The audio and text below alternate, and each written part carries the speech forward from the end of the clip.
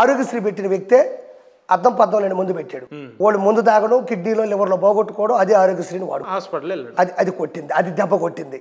రెండో point, auto వాళ్ళకి 10,000 అన్నాడు. ఆటో 10,000 ఇచ్చాడు, వాస్తవమే, రోడ్లు ఎత్తేసాడు. ఇప్పుడు ఏ బండి అయినా 4వ గేరు 3వ గేర్లో వెళ్తే మైలేజ్ వస్తుంది. అసలు 1వ గేర్ దాటితే కదా ఇంత గొంతులుంటే బండి 4వ గేర్కి వెళ్తే మైలేజ్ వస్తుంది, ఫాస్ట్గా బండి అయితే 15 ట్రిప్పులు వేస్తాడు.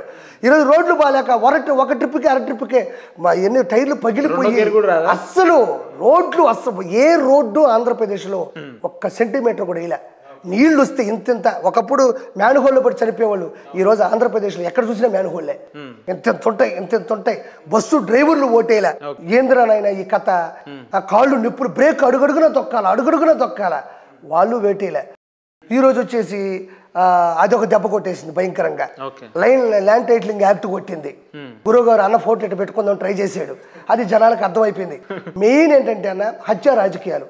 బాబాయ్ ఉసురు, తోట చంద్రయ్య గారు ఉసురు, అమర్నాథ్ గౌడ్ ఉసురు, సుధాకర్ గారు ఉసురు, వీటన్నిటికన్నా కూడా మెయిన్ గట్టిగా ఇవన్నీ కూడా ప్రభావితం చేసి వాళ్ళ ఉసురులకి ఇతను ఓడిపోయాడు. అంతే భయంకరంగా ఇవన్నీ ఉసురులు తగిలాయి.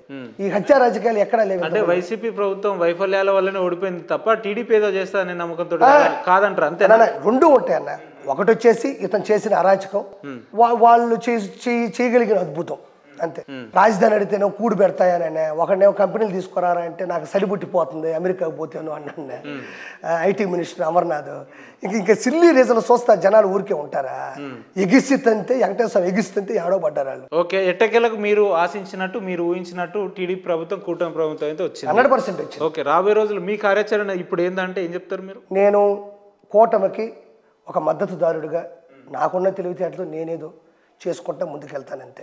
నేను ఎప్పుడు వాళ్ళతో ఉంటానంతే. నేను పార్టీలు మారడాలు ఎప్పుడు చూసి, ఇంతకుముందు కూడా నేను ఏ పార్టీలు లేను. పార్టీలు మారడాలు, కొత్త పార్టీలు పెట్టడాలు మన దగ్గర ఉండవన్నీ మన కథ కాదు అది. అర్పణ, మీరు యాక్టర్ రోజా గారు గతంలో చాలా సందర్భాల్లో కలిసి పనిచేసిన పరిస్థితులు ఉన్నాయి కదా, మీకు వారికి ఎక్కడ చేరింది? ఎందుకు ఈ రకమైన మాటలు యుద్ధం పెరిగింది? అదేనా బాగా నేను చెప్పేది అదే. చిన్న ఆర్టిస్టులు వాళ్ళ ప్రాణాలు ఎంత, 7 మంది హీరోలు ఉన్నారు అనింది. ఇంకా ఆవిడ అన్నప్పుడు నేను కూడా మాట్లాడగా, నేను శివుని ఎత్తున ఉంటుందిగా, ఈ డకాయిట్ నాకు కూడా ఏనుగోపాల్ స్వామి చెప్పినట్టు అన్న. నేను కూడా అన్నాను, నువ్వేమన్నా ఆస్కార్ అవార్డు ఆర్టిస్ట్వా, నువ్వేమన్నా 4 నేషనల్ అవార్డులు తీసుకున్నావా నీ బతుక్కి? మనం తీసిన సినిమాలు ఏమన్నా ఉన్నాయి?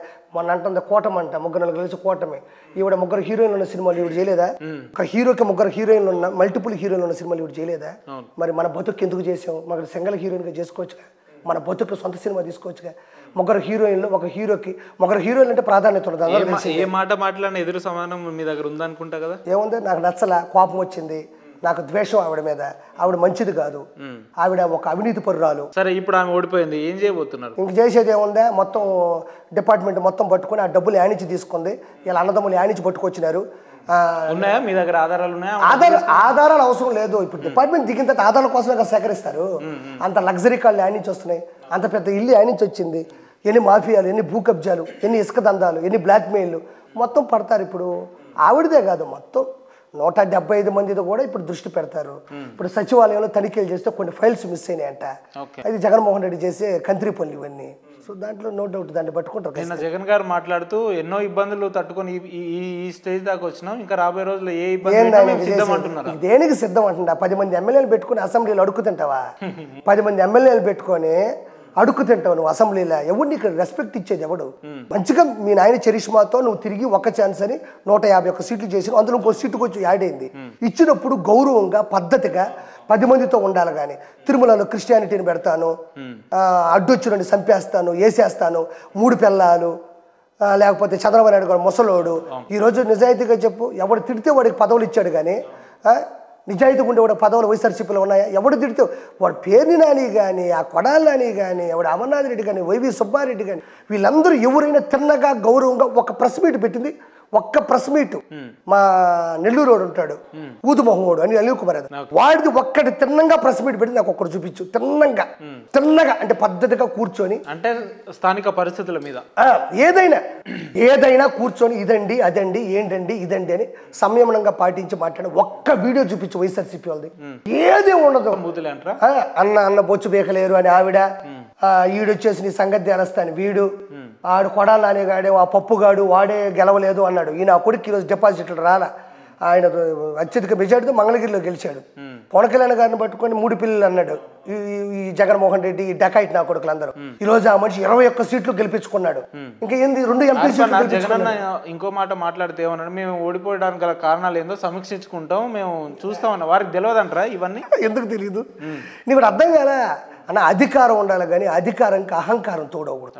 రెండోది అధికార దుర్వినియోగం చేయకూడదు. ఏడబట్టినా వాళ్ళే ఏ కేసులు బట్టి ఒక సామాన్యమైన తెలుగుదేశం కార్యకర్తల మీద 100 కేసులు ఉన్నాయి పాపం.